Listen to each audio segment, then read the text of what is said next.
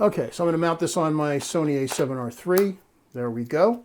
And yeah, it's a nice tight fit. The lens isn't wobbling at all. One thing now, this is a manual focus lens. And don't let that scare you, because there's actually a lot of advantages of shooting manual focus when you're going very wide.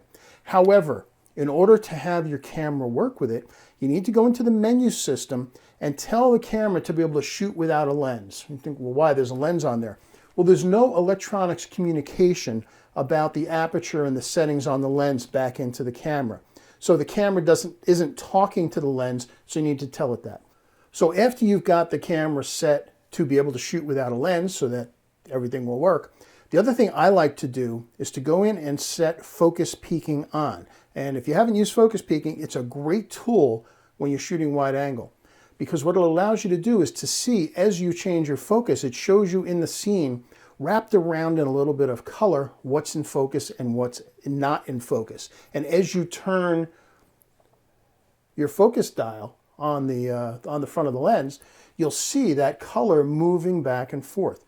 Really handy when you're shooting. Now, I took a manual focus lens to Italy a couple years ago. It was a 12mm lens, just for some kind of really wild architectural stuff in some small towns. And having the manual focus with the focus peaking was actually much easier than having the lens try to hunt to what's in focus. Now, that said, at 15mm or 14.5mm, your depth of field, even at a middle aperture, 5.6 or f8, is going to be pretty extreme. But if you wanted to get really close and have something in soft focus and then the background in focus, or vice versa, this is going to allow you to do that. But seeing exactly what is in focus is easier achieved with the focus peaking on. So on the front of the lens, we've got an aperture ring. Now, this is something that you're going to want to use your live view on, because again, since this is a manual lens, this information is not transmitted into the camera. So you might want to take a peek to see what aperture you're on, because you're not going to see it in the viewfinder. And again, as I mentioned, we've also got the focus ring. As I turn these, what's very nice is they are very smooth.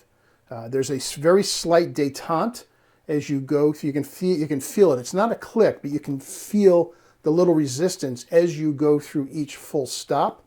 On the focus wheel, it's continuous and very smooth. Seems to be very well made. Again, very tight fit to the camera. But really what's going to be the proof is the results. So we're going to take this camera out. I'm going to shoot it outdoors, and we'll see what we get.